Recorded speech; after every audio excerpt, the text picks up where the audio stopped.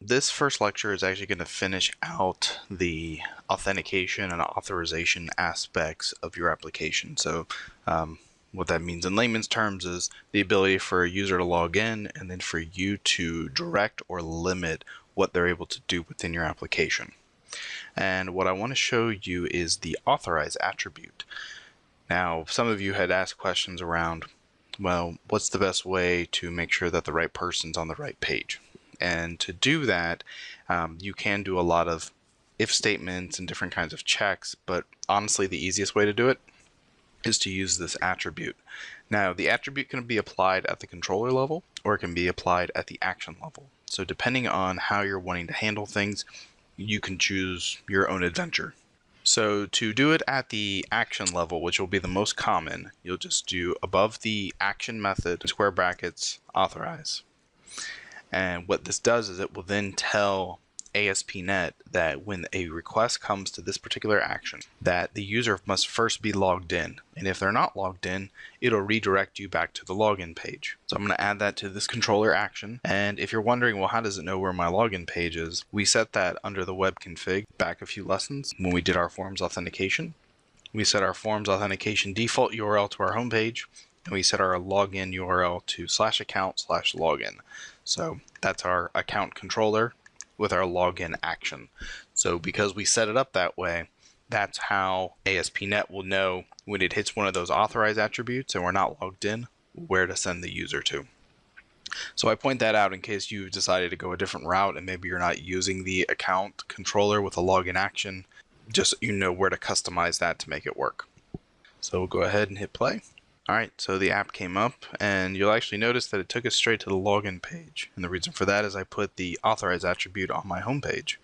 So every time I try to go to home, it takes me to login. Now I can hit about without any problem because I didn't put an authorize attribute on that particular action. But trying to go to home always gives me the login page. So that was successful. If I log in, we should then be able to return to the home page. So let's jump back now and talk about other places we can add the attribute. Now, like I said before, you can add it at the action level, or you can actually promote it all the way up to the controller level. Now, when you put it up at the controller level, that makes every action in here require authorization or requires a login. And for certain actions, that may be fine. You may be okay with adding it to the top of the controller. Every action is then marked for being authorized. You have to log in first. But there may be cases where you say, well, I want to keep one of these actions open. So to do that, you put an attribute at the top that says allow anonymous. And that attribute says everything in here is set to authorize except for this particular action. So we make that change. We'll run again. And we are still logged in, so I'll log out first. And I'll try to go to home. And that'll fail. I'll try to go to contact, and that will fail. But then if I go to about, I can make it to the about page because we decorated it with the allow anonymous attribute. So that's the basic idea. It's not overly complex that you can get out of using the authorize attribute and allow anonymous.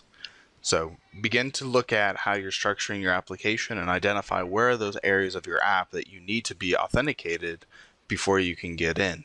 And then other places where you want to be able to access freely, that's the important idea. So let me give you one more quick example.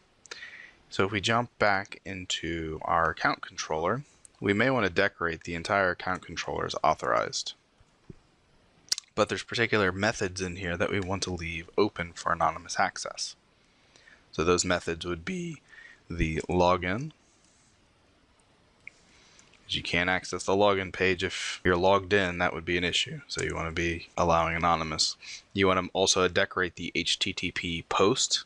So when you go to post back to the login, when you send your credentials, you want to allow anonymous there. The create, we want to allow anonymous so that you can create an account without logging in.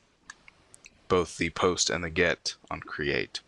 Other things like user profile, log out, or edit, you would want to first be logged in before you could do those actions.